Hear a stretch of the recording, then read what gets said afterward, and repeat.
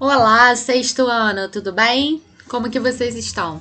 Vamos lá, eu gravei esse videozinho pra gente fechar, concluir com chave de ouro nossos conteúdos que faltaram, né? Tivemos últimas semanas atribuladas com a nossa apresentação, né, do projeto virtual. A outra, né, retrasada, foi a prova Anglo. E aí, como não tivemos aula, fiz esse vídeo pra gente fechar tudinho bonitinho. E agora só ano que vem. Curtir as férias mais que merecidas. Gente, o módulo sobre o qual eu falarei hoje é o módulo 20. Eu vou gravar esse vídeo aqui sobre o conteúdo e um outro com os exercícios. Acharam que ia deixar os exercícios batidos? Não deixaria vocês na mão, né? Vamos lá, então. A gente vai falar sobre a Baixa Idade Média, ok? Vou fazer uma introduçãozinha falando dessa Baixa Idade Média, mais ou menos o que é que seria isso. Gente, Baixa Idade Média é um termo que quem inventou foram os pesquisadores, historiadores, para se referir a um período que vai do século XI até mais ou menos o século XIV. Esse período da Baixa Idade Média ele tem características específicas. É um período de mudança, né, nisso que a gente chama de Idade Média, né? Nesse cenário que a gente chama de Idade Média. Mudanças que ocorreram sobretudo na Europa, né? Que transformaram ali a cultura, o sistema, o próprio feudalismo, ele passa por transformações significativas nesse período. Então, até antes dessa Baixa Idade Média, o que a gente tinha? A gente tinha uma sociedade, sobretudo, rural. Ah, professor, isso significa dizer que as cidades sumiram quando começou aí esse período chamado Idade Média? Não, jamais sumiram. Mas a vida passou a ter mais importância no campo, né? As principais atividades econômicas dessa época, desse período, eram realizadas na agricultura. Então, o campo, digamos assim, era o coração da vida, pelo menos durante todo o período da Alta Idade Média, Alta e Média Idade Média. Em alguns lugares a gente pode ler e ouvir, né, sobre essa divisão da Idade Média em 3 períodos: Alta, Média e Baixa. Mas quando a gente vai estudar, a gente dá ênfase alta, né, e a Baixa Idade Média, ok? Então, durante todo esse período da Alta Idade Média, essas características que eu falei para vocês, elas foram fundamentais, né? Foram as principais. Entretanto, a partir ali do século, já a partir do século XI, a Europa começa a viver transformações, importantes transformações. Uma delas foi possível por conta das cruzadas, que a gente falou na semana passada. Então, não vou entrar aqui no mérito do que foi as cruzadas, porque isso a gente já falou, né? Nem das causas e o que estava por trás, né? Das justificativas para a ocorrência dessas cruzadas, mas vou falar aqui da relação das cruzadas com esse período que é o nosso foco, que é a Baixa Idade Média. Então, por que as cruzadas foram importantes? Trouxeram uma mudança para a Europa feudal. Quando os senhores feudais, quando as pessoas saíram lá da Europa e foram para o Oriente, né, por conta da cruzada, por conta desse objetivo, elas chegam em um outro lugar do mundo, né, num outro território, num outro espaço, e, querendo ou não, há um choque de culturas, e a gente falou disso na aula passada. E quando essas pessoas retornam, elas não são mais as mesmas. Ué, professora, não entendi, agora ficou confusa. Elas mudaram de nome? Não é isso. Quando eu falo que não são mais as mesmas, é porque elas tiveram contato, conheceram outras percepções de mundo, outras visões de mundo, outras culturas, outras formas de ser, ok? E a partir desse século X, é um momento também que está sendo aí desenhado as grandes navegações, que é um tema que a gente vai estudar no ano que vem, no 7º ano. Mas o que interessa da gente saber sobre essas grandes navegações? Comércio. Né? Comércio é a tônica, né? É o que tem de principal, digamos assim, pelo menos para a gente entender agora, nesse período, né, nas grandes navegações. Então, está tendo uma intensificação do comércio na Europa e no mundo. As cruzadas vai possibilitar ainda mais o fortalecimento desse comércio, ok? A gente vai falando mais disso. E aí, essa Europa vai sofrer transformações por conta desses eventos. A galera que volta das cruzadas, ela não volta mais a mesma, ela teve contato com outras culturas. E tudo de novo começa a chegar nessa Europa por conta das pessoas que estão retornando das cruzadas, assim como por conta da intensificação e do fortalecimento do comércio. E isso traz novas visões de mundo e percepções para a Europa feudal. E isso vai ser um fator primordial, importante, para que haja transformação desse período. Por isso que a gente vai chamar de Baixa Idade Média, porque vai trazer características específicas para a Europa feudal, ok? Então vamos lá, agora vamos direto aqui no nosso slide. As cruzadas possibilitaram a troca comercial entre cristãos, aqui eu comi um S, cristãos e muçulmanos, Ocidente e Oriente. Sim, como eu falei na aula passada, né, no último vídeo que eu gravei, o pano de fundo das cruzadas tinha ali aquela justificativa, na verdade, da questão religiosa, fé, ok. Isso existiu também. Mas o que estava por trás desse pano de fundo, que eu até brinquei, o que é a janela? Na verdade, essa janela, aquilo que está oculto, são outros interesses. E um deles era o comércio, que era algo que já estava se desenhando. Então, sobretudo, era interessante expulsar os muçulmanos, derrotar muçulmanos, porque os muçulmanos tinham controle, principalmente do comércio ali no Mediterrâneo. Depois eles vão ter e tinham controle também das rotas comerciais terrestres.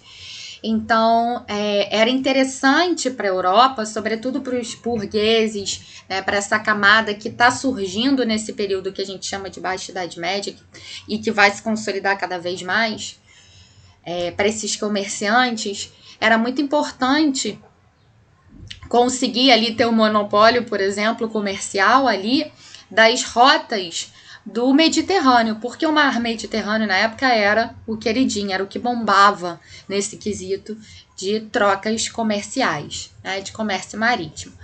E aí muitas pessoas vão para lá, muito menos por conta de uma questão de fé e muito mais por um interesse comercial. Então, sim, as cruzadas vai abrir essa conexão do Ocidente com o Oriente, do mundo cristão com o mundo muçulmano, nas trocas comerciais. E toda troca comercial, ela também precede troca cultural. Querendo ou não, quando você faz contato com outra cultura e obtém dela determinado objeto, determinado produto, não é só o produto que vem, né? Vem também um modo de vida, vem também uma cultura, vem também um outro hábito. E tudo isso está chegando na Europa, principalmente nas cidades. As cidades que até então, no período que a gente entende como Alta Idade Média, não tinham assim tanta intensidade. Nesse período da Baixa Idade Média, elas serão primordiais. Ainda assim, a principal atividade econômica continuará sendo a agricultura, mas o comércio vai ganhar um destaque que ele não tinha antes, ok? Após as cruzadas, mudanças ocorreram na Europa, intensificação do comércio, isso eu já falei, o surgimento de bufarinheiros. Esse nome, apesar de engraçado, um pouco divertido, né, e pode parecer estranho pra gente, se refere a pequenos negociantes que circulavam pelos feudos, eram chamados também de mascates, né, que eram comerciantes, obviamente se eram comerciantes eram envolvidos com o comércio, e nesse período que o comércio está ganhando um destaque, vai cada vez mais surgir e se consolidar a figura desses bufarinheiros que saem perambulando entre um feudo e outro, vendendo os seus produtos.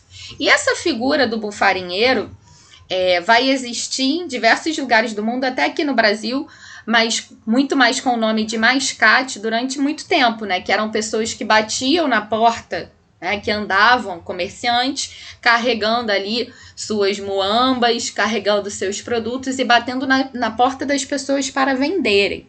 Vocês, crianças, podem não ter tido nenhuma experiência com relação a isso, mas eu tive, né?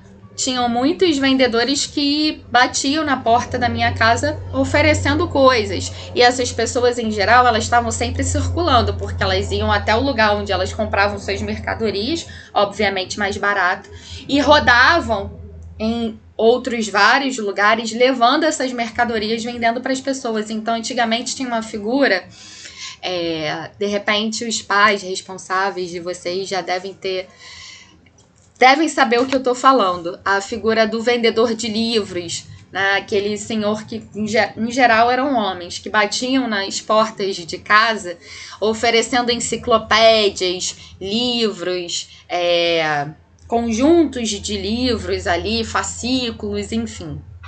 Eu ficava doida. Então, essa é uma figura que vai surgir com muita força nesse período da Idade Média, os bufarinheiros. Novos espaços. E aí, importantíssimo para esse comércio foi o quê? As cidades.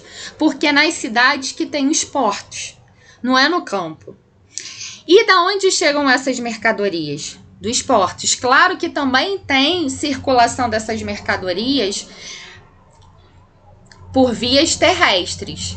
E aí as estradas que conectavam um feudo ou outro, nessas estradas vão surgir cada vez mais as feiras, onde comerciantes vão expor as suas mercadorias. Beleza? Vamos lá. Com o crescimento comercial vai haver também o crescimento urbano. Como eu falei para vocês, um fator principal para o desenvolvimento desse comércio, aonde ele vai se desenvolver, sobretudo, é nas cidades. Então, as cidades vão começar a ter um crescimento populacional muito grande e contato com pessoas de diversos lugares do mundo que estão vindo por conta do comércio, por conta da intensificação dessa atividade. E aí vão surgindo as cidades muradas, né? Essa ideia de murar uma cidade, que são os chamados burgos. O que é isso? Por que morar a cidade? É uma forma de proteção. Proteção de invasão, proteção de saques. Ok? E aí a gente vai ler, inclusive na nossa apostila usa esse termo, renascimento comercial e renascimento urbano. Ainda assim, mesmo a gente lendo esses termos, eu gosto sempre de chamar a atenção para uma crítica, porque quando se renasce, significa que algo morreu. E o comércio e as cidades nunca morreram, tá? Só deixaram de ter importância no período da Alta Idade Média que elas tinham na época da Idade Antiga, no período anterior, né? O foco, o coração, né, da vida, de tudo, das atividades econômicas vai ser o campo. A principal atividade econômica da Idade Média vai ser a agricultura. Então, quando nesse período da Baixa Idade Média, que vai ter uma intensificação do comércio e vai ter um crescimento populacional nas cidades, muita gente acaba, muitos pesquisadores, colocando esse nome de renascimento, mas tem aí um certo probleminha, porque não se renasce se não se morreu, e as cidades e o comércio nunca morreram, ok? Beleza. E outra coisa também, se algo morreu e renasceu, você vai renascer como você morreu. Por exemplo, morreu Cíntia, renasci Cíntia. Eu não posso renascer Joana, eu não posso renascer João. Esse comércio, né, que para muitos renasce, ele renasce da onde? Qual é a referência que as pessoas estão tendo? Ah, o comércio que acontecia lá na antiguidade. A cidade, tal qual era lá na antiguidade. E nesse momento da Baixa Idade Média, esse comércio que está se intensificando nessas cidades, nada vai ter a ver, quer dizer, nada não, mas tem pouco a ver, tem poucas características do comércio que acontecia nas cidades antigas. E essas cidades antigas vão ser muito diferentes dessas cidades medievais. Olha, é mais fácil essas cidades medievais terem semelhanças com as nossas cidades, sobretudo aqui do Rio de Janeiro, falando do nosso estado. É muito mais fácil essas cidades medievais terem mais semelhanças com as cidades do Rio de Janeiro no dia de hoje do que com as cidades antigas. O que isso significa? Então, não é bem um renascimento, mas vocês vão ler isso, tem isso na apostila. Eu só trouxe esse bizu porque eu não ia deixar vocês fora, né, dessa reflexão, desse debate mais profundo, beleza? E aí, nesse período de intensificação comercial na Baixa Idade Média, vai ser muito importante as chamadas rotas comerciais. E uma delas, né, que é mais falada e mais lida, é a rota de Champagne. Champagne é aquela bebida que, em geral, né, os mais velhos estouram no Ano Novo. A gente está chegando bem perto dessa época agora, né? Então, só que Champagne é o nome de um lugar na França. Veneza e Gênova ao sul e Flandres, quer dizer, né, é uma área ali que faz fronteira tanto com a França, mas também com a Itália. Veneza e Gênova ao sul e Flandres ao norte se comunicavam por rotas marítimas que passavam pelo Mar Báltico, Mar do Norte e Oceano Atlântico, contornando a Península Ibérica, onde hoje tem Portugal e Espanha, e entrando no Mar Mediterrâneo. Por terra, se comunicavam pela rota Champagne. Um importante e longo caminho terrestre. A essa rota se entrelaçavam diversas outras, de forma que grande parte da Europa passava a ser alcançada por rotas comerciais. Então, essa rota de Champagne não foi a única que existiu, mas foi uma rota de grande importância e de grande relevância nesta época. E aí a gente vai chamar aqui a atenção, no caso eu, para as cidades de Flandres, que vai ter uma importância muito grande nesse período aí de intensificação comercial, de fortalecimento comercial, sobretudo por conta da produção de tecidos, lã, madeira, ferro e pescado.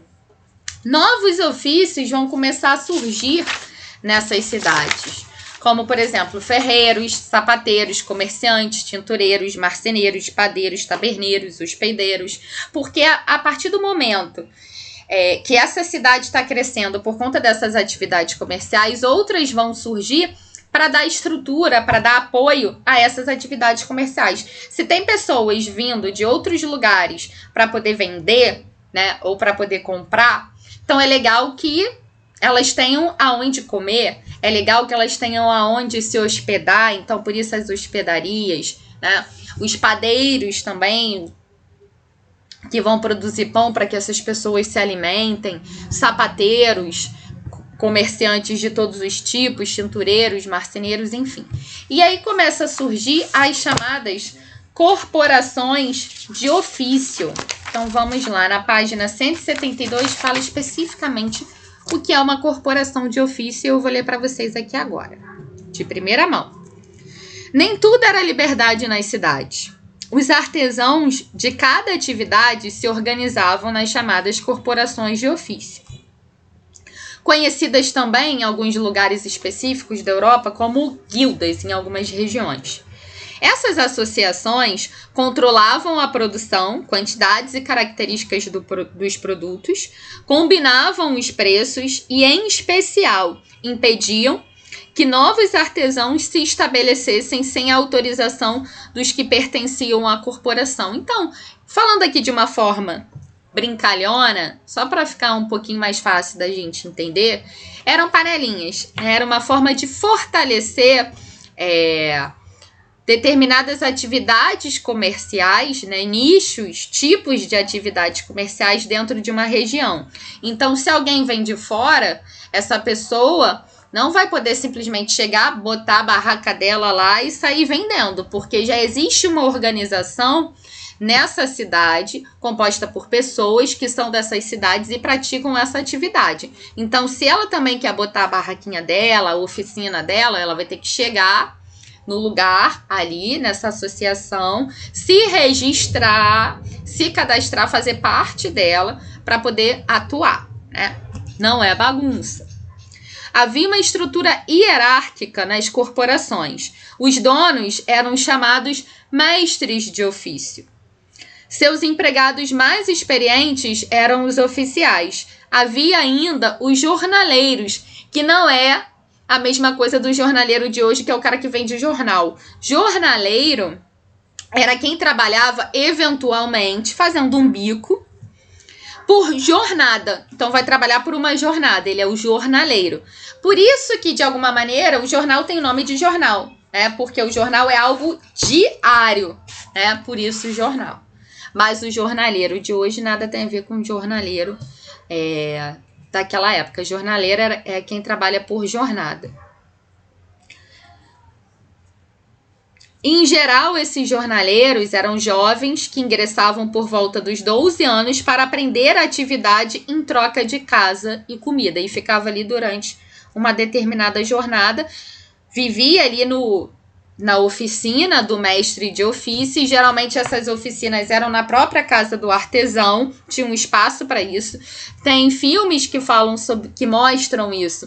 Um exemplo deles, o primeiro que me veio aqui na cabeça é o da Bela e a Fera, que teve o live action recentemente, acho que há uns 2 anos atrás, vocês já devem ter visto.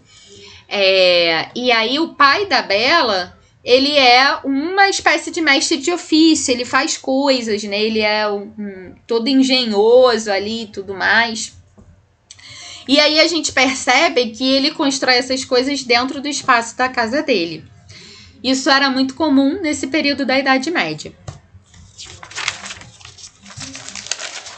Gente, nessa época vai bombar a Península Itálica, que hoje é onde está ali a Itália, né? É a Itália. Então, cidades como Gênova e Veneza serão grandes centros comerciais. Por quê? Porque tem conexão direta com o mar Mediterrâneo. E o mar Mediterrâneo era o mar que bombava nessa época. Nessa época, o Atlântico ainda não era tão bombado. O mar bombado era o mar Mediterrâneo. O Atlântico vai passar a bombar com as grandes navegações que vão surgir depois, mais especificamente no final dessa Baixa Idade Média, no século XIV e XV, ok? E, gente, começa então a aparecer cada vez mais, a surgir, a se consolidar uma nova classe social, a burguesia. Então vamos ler um pouquinho sobre ela, página 171 agora.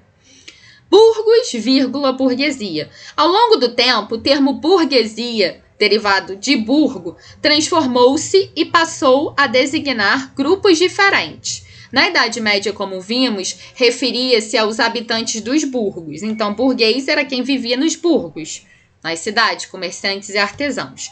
Já na Idade Moderna, a partir do século XV, burguesia passou a designar basicamente os grandes comerciantes. Não era qualquer comerciante, grande comerciante, que enriquecia. Banqueiros e artesãos mais ricos. A partir do século XIX, eram chamados burgueses os donos de fábrica, donos dos meios de produção, capitalista, que exploravam a mão de obra de quem trabalhava para eles. Ok? Próximo slide. E o clero e a nobreza? E aí? Como que eles ficaram? Clero e a nobreza eram ordens, classes sociais, né, da Idade Média. E aí essa Idade Média está passando por uma série de transformações nesse período que a gente está estudando aqui, chamado Baixa Idade Média. E como que ficou esse clero e essa nobreza vendo todas essas mudanças? Vamos descobrir agora. Para a nobreza, o que mudou? Ressentimento.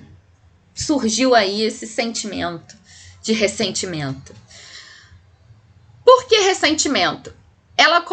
Essas transformações vão gerar determinadas ações que vai, digamos assim, magoar essa nobreza, porque ela vai perdendo a sua influência, tá? Sobretudo porque vai haver fuga de servos para as cidades, por conta dessa nova atividade nova, não, porque já existia, assim, ó, tá vendo só? Até eu escorrego.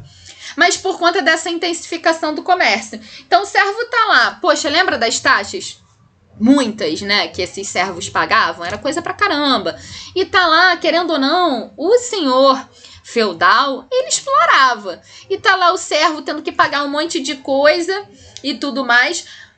Não recebia salário por isso, né? Ele tinha o direito de morar na terra, né? E produzir ali num espaço específico para sua subsistência. E aí ele tá escutando, porque a fofoca chega, o boato chega. E ele tá escutando que, cara, na cidade tá tendo aí cada vez mais essa questão do comércio e isso pode ser uma oportunidade de mudança de vida.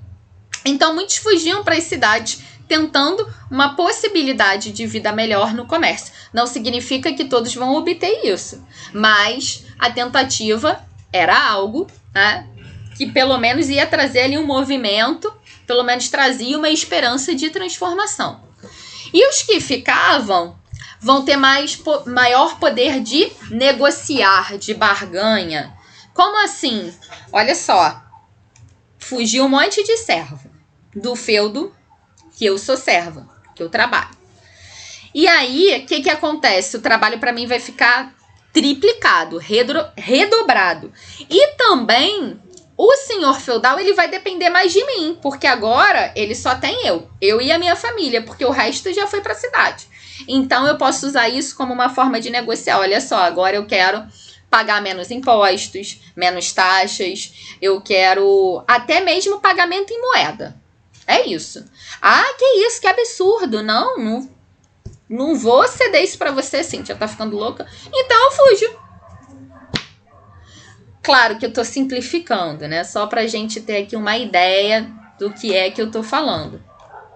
Mas isso de fato aconteceu. Não de forma tão simples assim, tá? Mas isso aconteceu.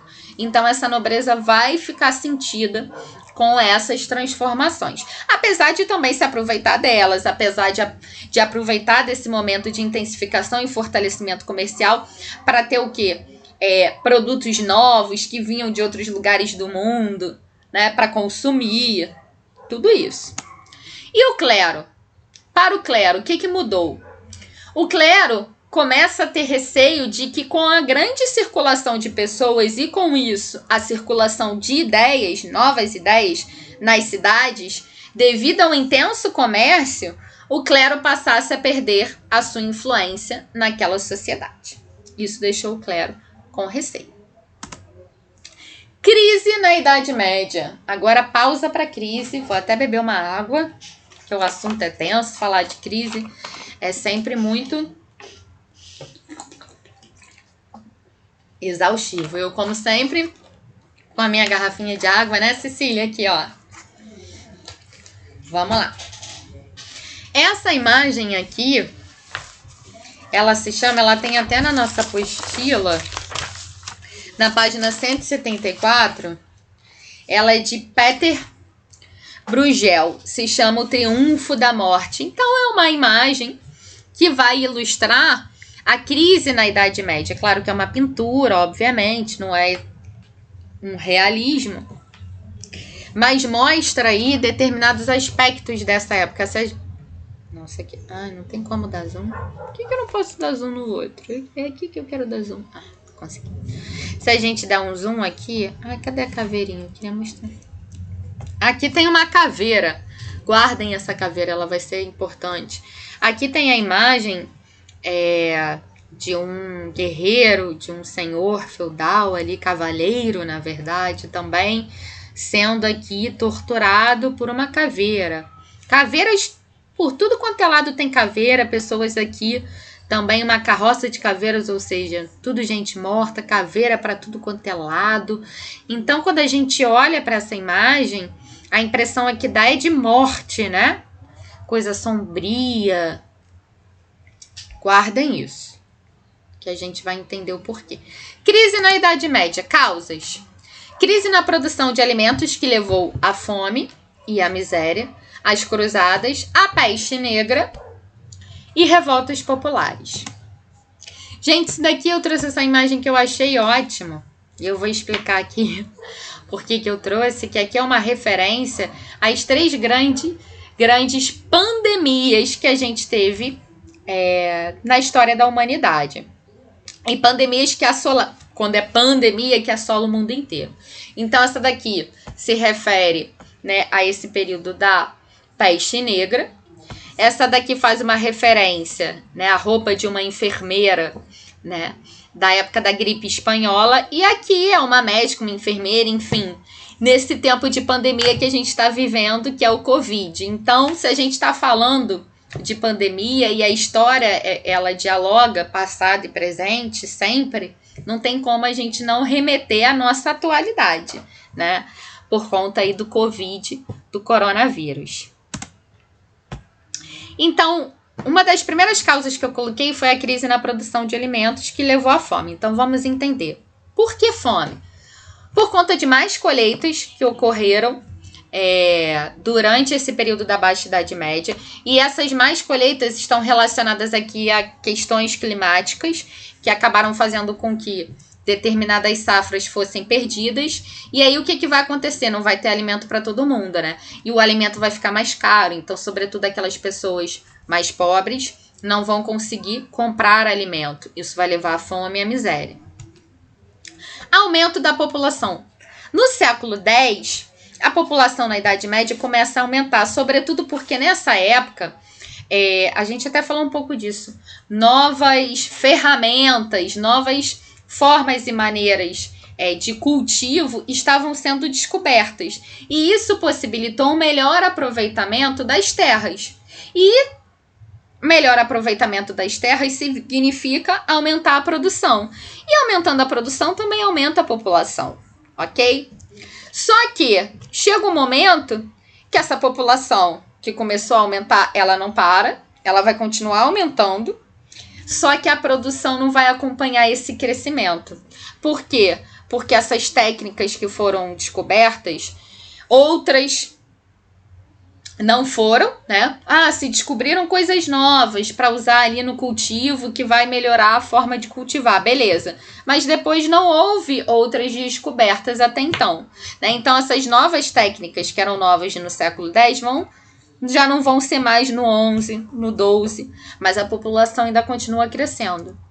E a produção não está acompanhando esse ritmo de crescimento da população, ou seja, tem mais gente do que terra para se plantar, por exemplo. E já estavam tomando até os espaços das florestas. Então, cada vez mais foi diminuindo a possibilidade de terras cultiváveis. Isso vai gerar uma crise na produção, que vai levar à fome e que vai levar à miséria. Cruzadas. Com a saída de muitos senhores feudais de suas terras, de seu feudo, para ir às cruzadas, isto acabou gerando crises no sistema feudal. Então, a gente pode falar aí uma crise política. Porque esse senhor feudal saía, e o senhor feudal é o dono da terra ali. E aí, aquela terra vai ficar para o filho mais velho, né, comandar, ou para a mulher, né, muitas das vezes as mulheres também estavam aí nesse circuito. E às vezes o irmão, e aí o irmão aproveita, aquele irmão mais novo, para dar o golpe. E aí nesse momento que a figura de autoridade está saindo, né, e é substituída por outra, mas isso gera uma certa fragilidade. E isso vai acabar acarretando o quê? Na fuga de muitos servos para as cidades ou revoltas desses servos, exigindo melhores condições de vida e de trabalho. Isso vai gerar uma crise. A peste negra. Na verdade, peste negra é um apelido. O nome mesmo é peste bubônica. Peste negra porque essa peste bubônica, ela causa bolas negras no corpo das pessoas que estão contaminadas. Motivos aí, fatores desta peste negra. Principalmente, péssimas condições de higiene nas cidades, mais uma vez comi um S, me perdoem, nas cidades da Idade Média. Sujeira, falta de infraestrutura, O que é falta de infraestrutura? Tratamento de esgoto, de água e limpeza, principalmente. Gente, parece que a gente está falando dos dias atuais, né? Mas a gente está falando da Idade Média. Olha só que interessante. Sabe o que foi um fator primordial para a contaminação, para que essa peste fosse espalhada com rapidez, contaminasse muito rápido?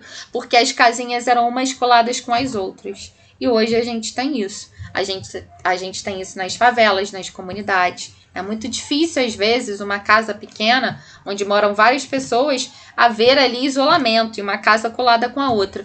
E essa técnica aí de casas coladas umas com as outras não ocorre só nas comunidades ou favelas, não. Acontece também em diversos outros lugares. No bairro que eu moro, por exemplo, a maioria das casas foram construídas assim, porque é um bairro que, de certa forma, é próximo do centro, hoje até muito mais do que já foi na sua origem. E aí, para aproveitar melhor esse espaço próximo do centro, você cria casas que elas vão ser extensas na vertical, elas vão ser longas, mas elas não serão compridas, né? Perdão, elas vão ser compridas, mas não serão largas, né? Então é uma casinha colada com a outra. Quando você vê ali aquela fachada pequenininha, você até pensa que é uma casa pequena. Quando você entra, nossa, caramba, não imaginava que era tão grande. Mas por quê? A fachada é pequena exatamente para que caiba uma outra no seu lado e aí ela vai crescer na vertical, ok? Isso facilita a contaminação, porque muitas das vezes é muro com muro. Ou um muro só que divide uma casa da outra. Gente, essa daqui foi uma brincadeira que eu fiz para vocês, né? Para terminar a nossa aula de hoje, uma fotinho divertida aqui de palhacinha. Eu de palhacinha pequenininha, com meu papai, de nariz de palhaça também. E desejo para vocês boas festas, um Feliz Natal, um próspero Ano Novo, um 2021 muito melhor do que o 2020 do que esse 2020, né? E aproveito também aqui para agradecer a todos e todas, as mamães e papais que estiveram presentes, né? Nas nossas aulas, que foram fundamentais para que as aulas pudessem acontecer, para que a gente conseguisse dar conta desse ano, tá? Se não fosse por vocês, meu trabalho de nada valeria. Então, eu só agradeço. Um grande beijo. Parece que acabou, mas não acabou não, porque como eu falei, vai ter um vídeo dos exercícios que eu já tinha combinado, tá bom? Gente, é isso. Volto daqui a pouco, mas essa aula de conteúdo acabou. Aproveitem bastante e curtam as férias. Até o ano que vem.